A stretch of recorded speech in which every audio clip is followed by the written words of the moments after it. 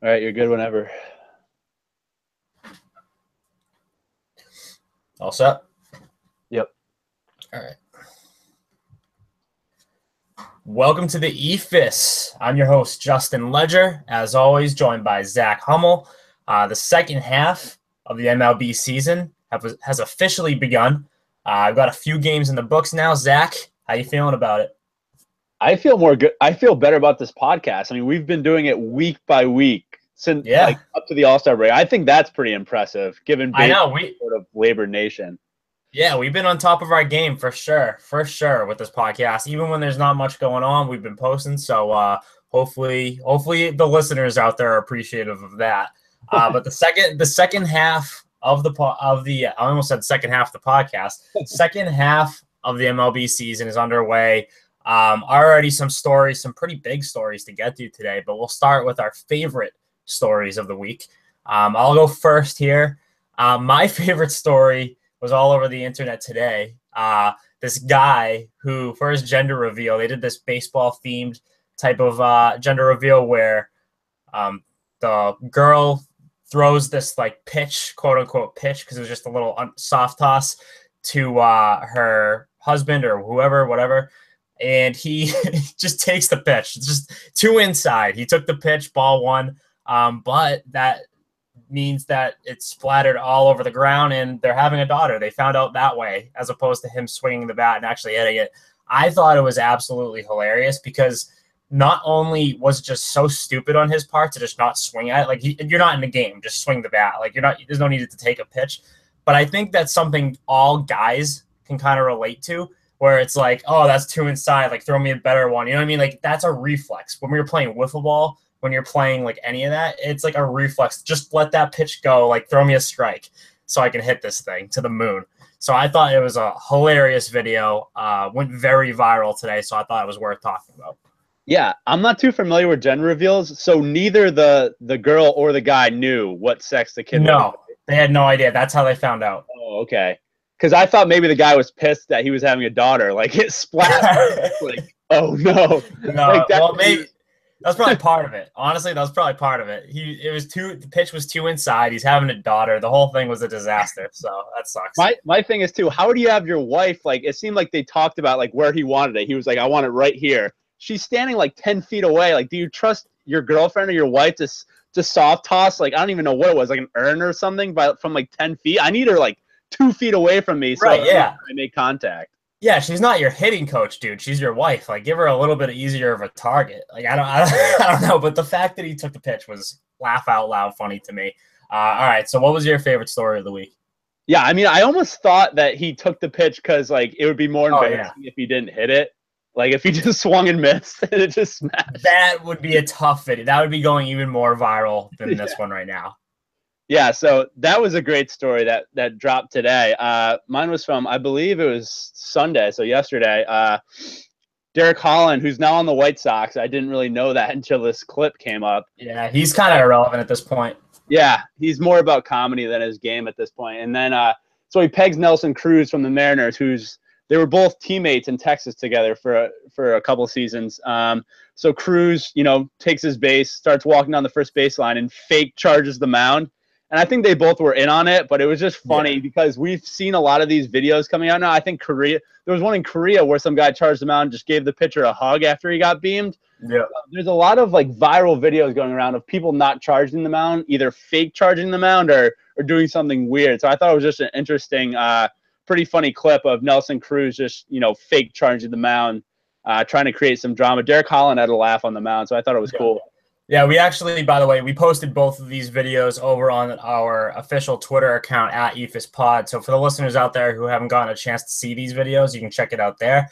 But yeah, this one was funny. Cruz had to have seen the Korean video like right before doing this, right? Because kind of weird timing for him to just do this a day after that really funny Korean video came out, Korean baseball video. So, but yeah, I thought it was cool. I thought the fact that they're ex-teammates is cool. And Cruz doing this kind of like a nice, like, I don't know, they're friends. I think they're really good friends off the field. So just a little funny thing. I didn't think it was like the coolest story ever, because Cruz all of a sudden is coming out of nowhere as this guy who wants the attention. He took that selfie at the All-Star game with Joe West. It wasn't really a selfie, but he took that picture with Joe West. So Nelson Cruz coming out of nowhere with 2 viral things in the past week. So those are our favorite stories. We'll move on to a segment, a special MLB hot stove Eephus segment. Grade that trade. So clearly the blockbuster trade of the past week was Jose Quintana going to the Chicago Cubs, moving from south side to north side of Chicago. Quintana dazzled in his debut with the Cubs. He struck out 12, allowed only 3 hits, didn't allow any runs. So I mean, it's hard for a debut to get much better than that. Quintana struggled earlier in the year with the White Sox, has been better in the past month or so. So grade that trade first with the Cubs. On the Cubs side, grade the trade for the Cubs. I mean, it's got to be an A, right? Like, I know that's probably based off his first start, but they needed a starting pitcher so bad. Theo Epstein's great with these kind of trades. He'll ship prospects that like he doesn't like, but other teams like, and then he'll get this starter back. I mean, Quintana, like you said, he's underachieved with the White Sox, so his value was kind of down based on what he was last year. I mean, if they traded him last year, they probably could have got a lot more for him because he was pitching better. But I mean, that's a buzzsaw to face Baltimore in their home ballpark, which is like a little league field in your first outing for a new team, and he just shuts them down. He's also on my fantasy team, so I love that. Now he's in a race, he's getting competitive. I thought it was a good move for the Cubs. I give them an A on that trade.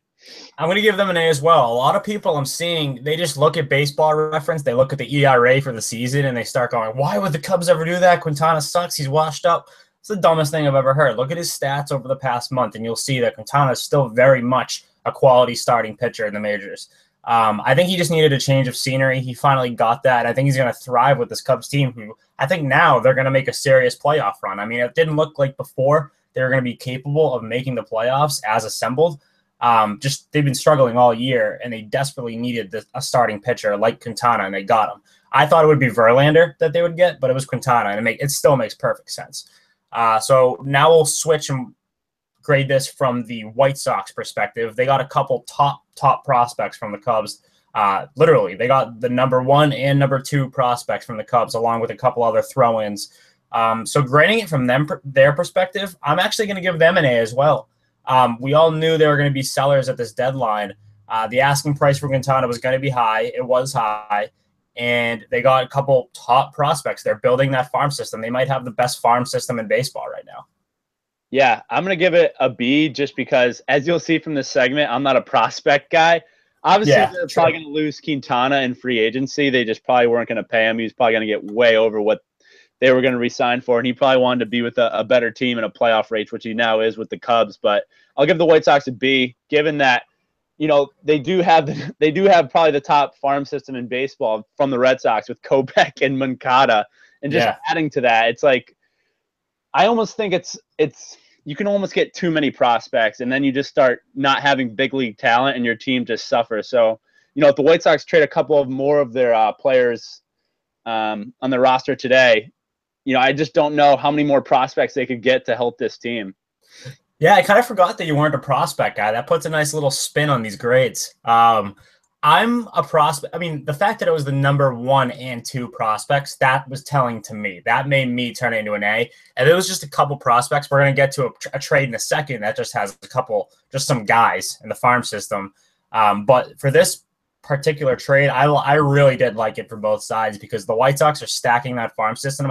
And I strongly believe all of the guys that they've gotten in trades for the past year or so to stack that farm system are going to pay off eventually.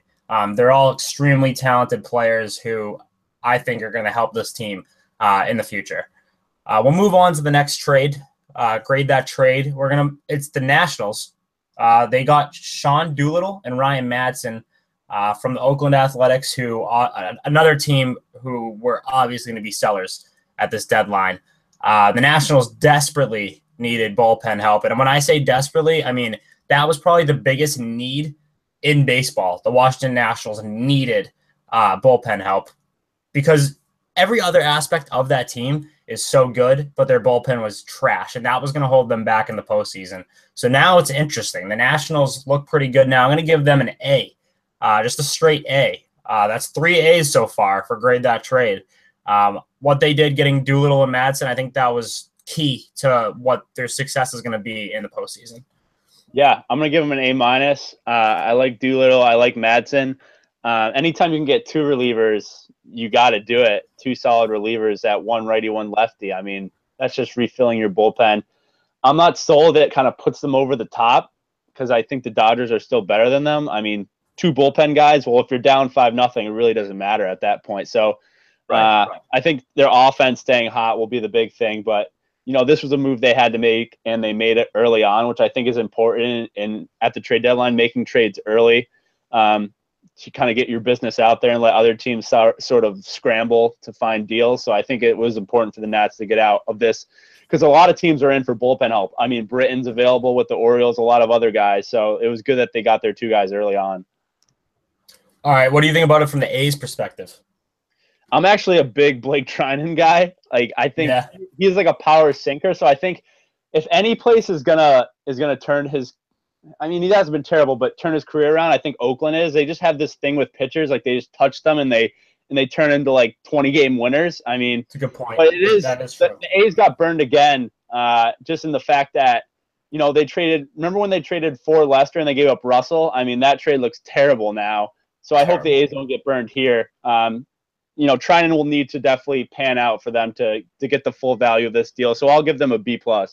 I think B+ sounds about right. B+, B, because I think they could have gotten a little bit more. That's my thoughts. The 2 prospects that the Nationals gave up, they're 6 and 10, I believe, in their system, which isn't like great. I mean, there are a couple solid guys who could have pretty good upside, but I think they could have gotten more. So I'll give them a B to a B+, but they're in full rebuilding mode. So I think it just had to be done at that point. Continuing the trade talks, we're both Red Sox fans, like we've mentioned many, many times on this podcast. I think one of the biggest names out there right now that's being dangled at the trade deadline, and one of the most likely names to be traded is Todd Frazier. Now, Todd Frazier hits about like 200. I think he has 16 homers this year. He's not going to wow you by hitting for contact, but he is going to drive some runs across the board. That's something I think the Red Sox desperately need. I think it's inevitable. Ken Rosenthal, I think it was, even said that it was inevitable that Todd Frazier is going to end up on the Red Sox this year, at least as a rental. So I want to know your thoughts on this. What are your thoughts on Todd Frazier hypothetically going to the Red Sox?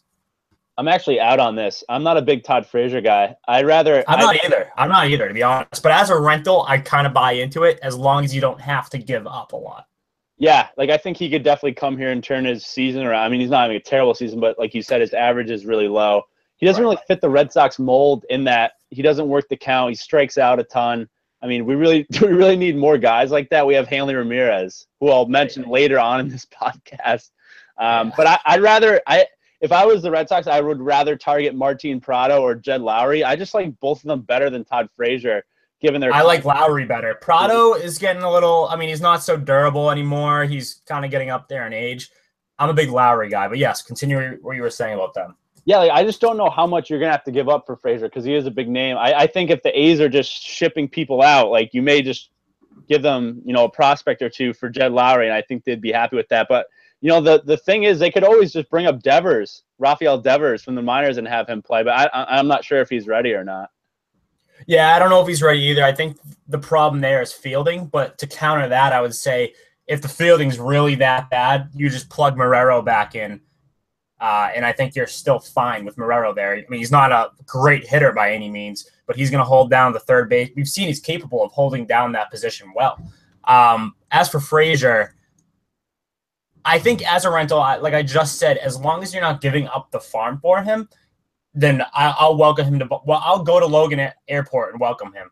But if Dombrowski's going to give up any valuable prospects with high upside, which is something he's prone to do, he doesn't give a shit about prospects, then I'm out on Frazier.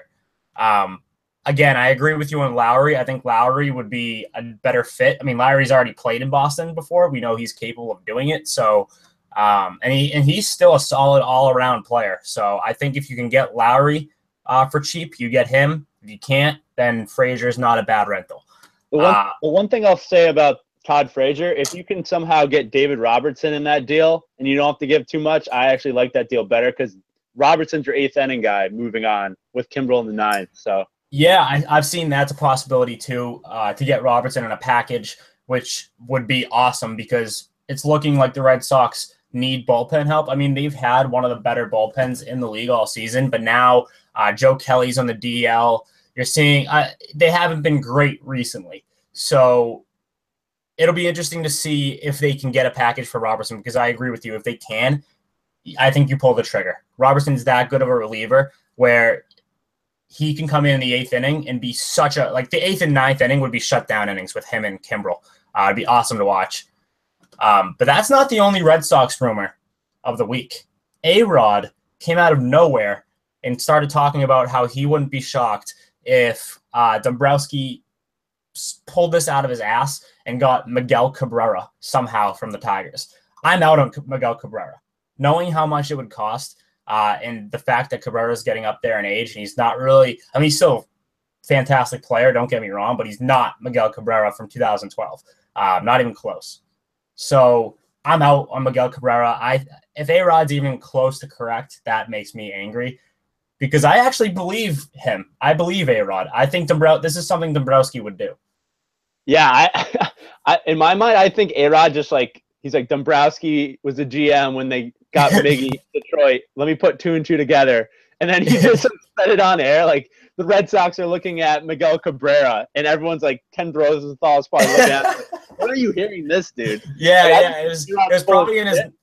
It was probably in his notes right next to, birth control, like all that. He probably had Miguel Cabrera, Detroit, Boston already. He probably had like a whole web of like Cabrera, Boston, Dombrowski, and just started connecting. Yeah, exactly. Yeah, I'm out on Cabrera. He's past his prime, and he is a big name, so I think he would definitely put butts in the seats, and he'd give you that sort of middle of the order guy. But I just don't know if we need another aging like star on this team. I just don't think we need it. I'm completely out on it. I hope it doesn't happen. I mean, if we're talking like 3 years ago, I would be jumping for joy. I'd be running around my house with a Miguel Cabrera tattoo in my face. Like I would be very excited for that, but not this year. Not in 2017. It's time to move on. Time to get some guys who are like capable of producing for a few years at least. So next up, we'll actually move on to news now. News from the past week. I'd say the top story has to be Cody Bellinger hitting for the cycle, even though that wasn't a top story. Like I feel like that went very under the radar, almost as if it was expected.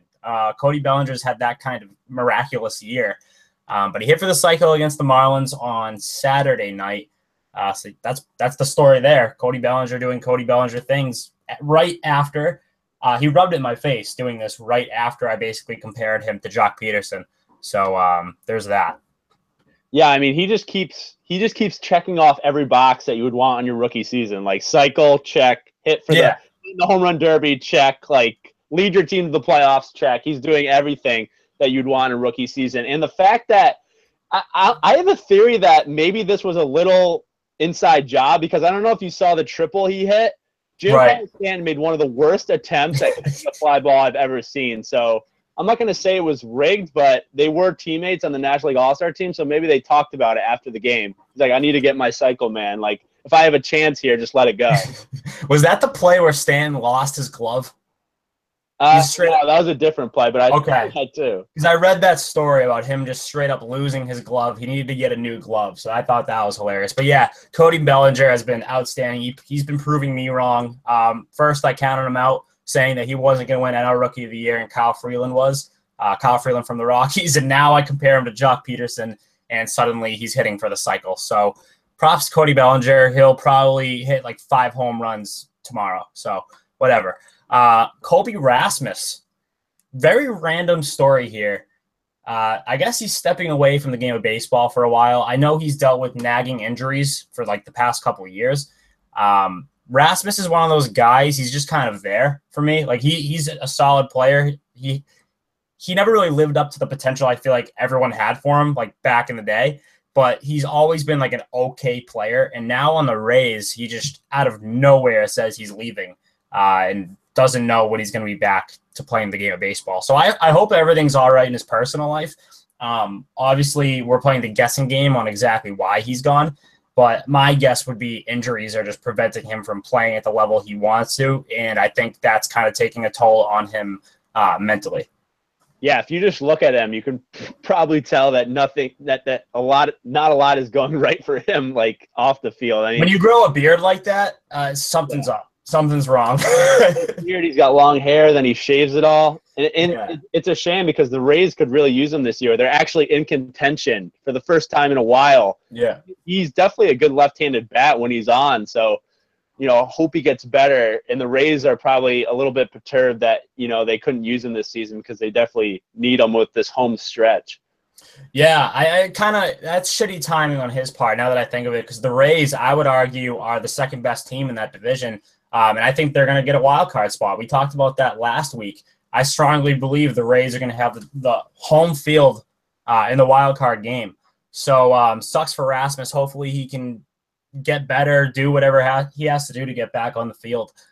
Because I wouldn't say I enjoy watching him. Seeing his mug on the screen is a little disturbing sometimes, but he is a solid player, and it's never good to see, I guess, a player like this just randomly leave for personal reasons. That's never a good sign. Are there any rumors why he left? Are you just saying that he has injuries? Or are you in the know? The first article I read when he announced that he was stepping away was talking in depth about his injury history over the past couple of years. And it sounds like a series of just different nagging injuries that are preventing him from playing to the best of his ability. And I think for any player, I think it goes under the radar how much of a mental, obstacle that is for players to come back from, especially when it's just one injury after another and they're not connected to one another. So I think that just sucks in general. And that's my best guess of what's going on. It could be something completely different going on in his personal life that's preventing him from playing. But again, it's a guessing game. I don't think anybody knows except maybe teammates and family.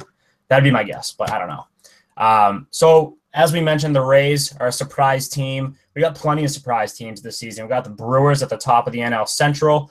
But in the NL East, we got a surprise team. I guess at least by their standards, compared to their expectations at the beginning of the year. We got the Braves.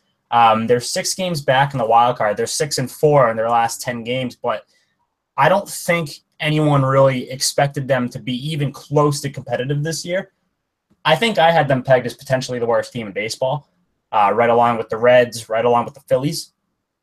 But they're in second place in the NL East, 6 games back, like I said, in the NL wild card. What do you got on the Braves? They're kind of killing it by their standards. Yeah, I'm all in on this Braves team. In my opinion, I think they have a top 3 or 4 lineup in baseball, like just balanced throughout. They have Inciarte, who gets on base. They have Swanson, who's a young star. They have obviously the boppers in the middle, Kemp, Brandon Phillips, Freddie Freeman, obviously.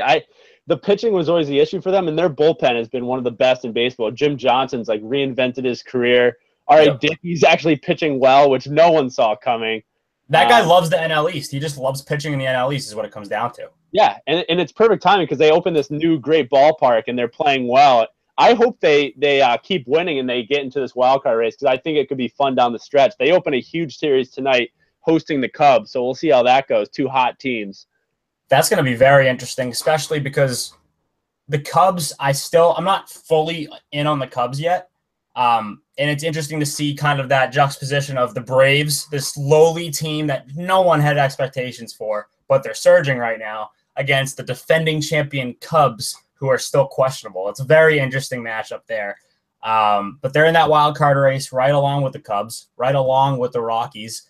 The Rockies struggling hard right now, by the way. They're still sticking to right with the Diamondbacks in that wild card. I think those are the 2 teams right now who have wild card berths. If the season ended today, it would be those 2 teams. But I'm starting to worry about the Rockies a little bit. I think the Cubs or the Braves or someone is going to sneak up right behind them and make things interesting.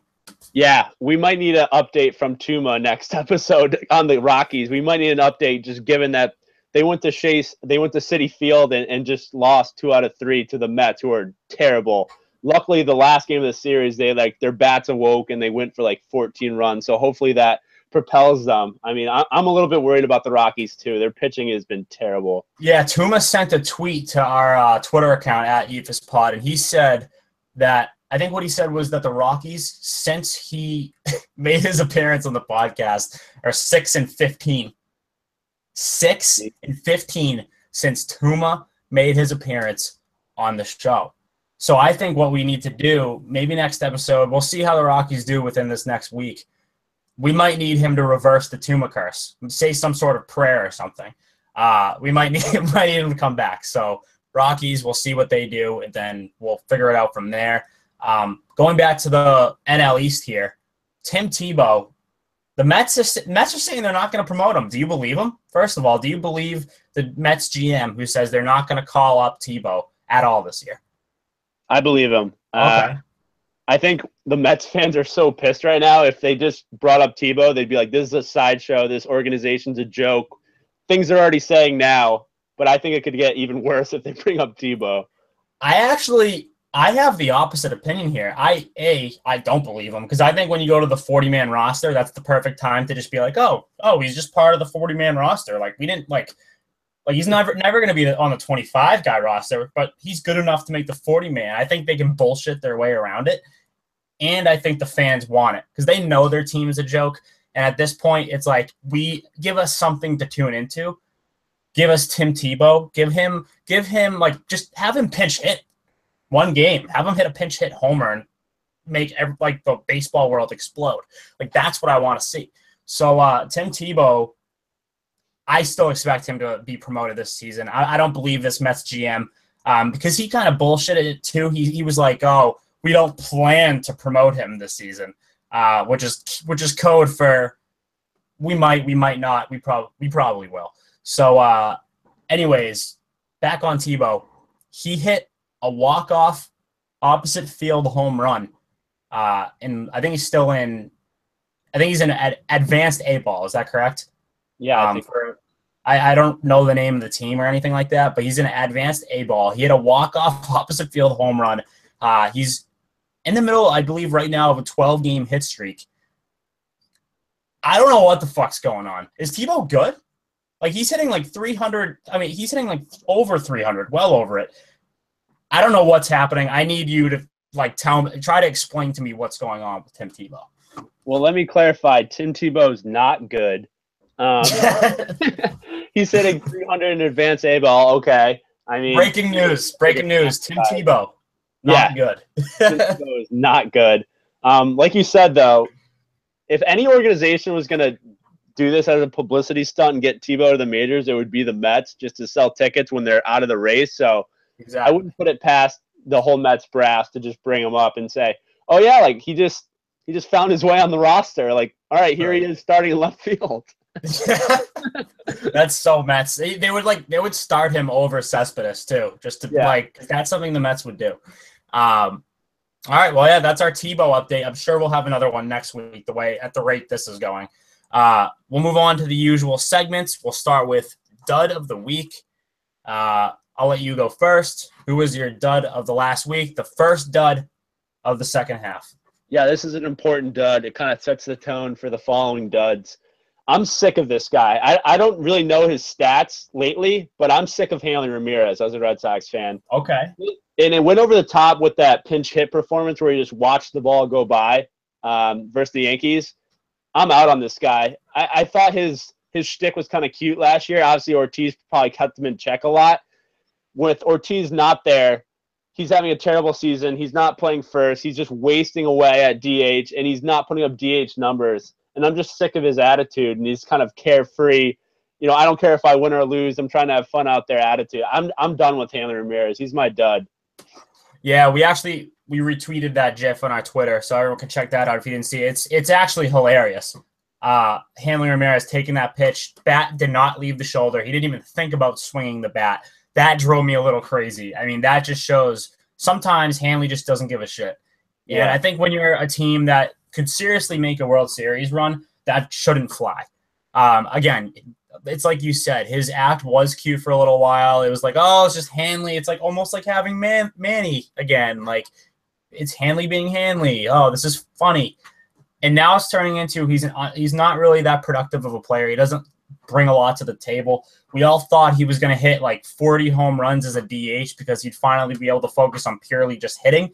And he's an underwhelming hitter now too. So it's like, what does he bring to the table? I've mentioned this before. I'm a big MLB The Show guy. I made a trade at MLB The Show recently as a member of the Red Sox. I traded Hanley Ramirez in a minor leaguer for Jose Abreu. I thought MLB The Show was supposed to be realistic. I would kill for the Red Sox to do that right now. I just wanted to throw that little tidbit in there because it just made me think of just how shitty Hanley is, and that's exactly what I thought about him. Would you trade Hanley for Miguel Cabrera straight up right now? Yes. Okay. Absolutely. It's like getting a negative production player for a guy who can help lead you to a World Series this season. And in Hanley's contract, I don't know how it compares to Miguel Cabrera's contract. It's not like I have that right in front of me right now. But Hanley, I can guarantee you they're overpaying for Hanley. So paying for Miguel Cabrera wouldn't be that much worse. Again, I could be wrong on that. I don't have the numbers in front of me. But, yeah, I'm doing that right now. No questions asked. Me too. My dud of the week, Aaron Judge. 1 for 18 to start the second half.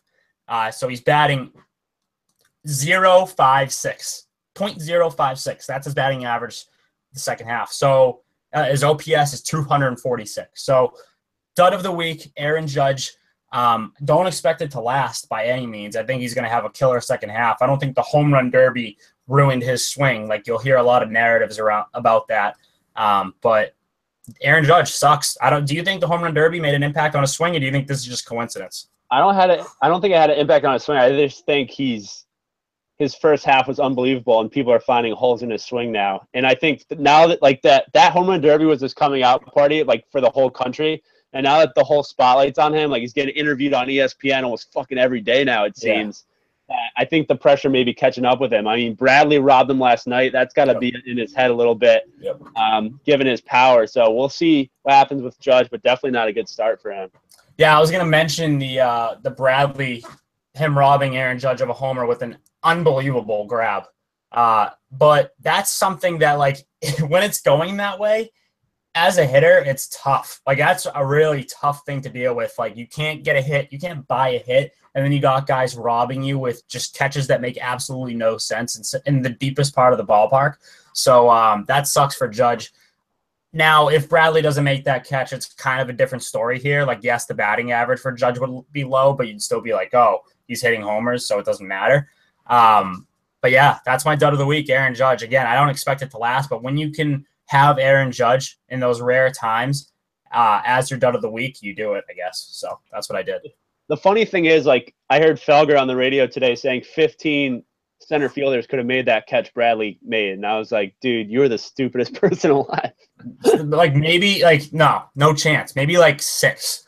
Like, no one has that range to begin with to get to that ball. Never mind jump and make that type of catch. So Felger can – he's technically like my colleague at Comcast Sportsnet now.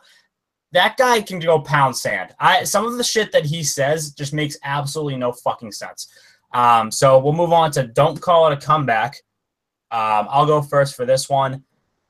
It is kind of a stupid one. It's the Cubs. I mean, I just think there's a really good shot now of them coming back in the second half and kind of forgetting about the terrible first half that they had, especially now with Quintana. I just think they're going to make a run in that NL Central. I don't think the Brewers' lead is safe at 4.5 games or 5.5, whatever it is.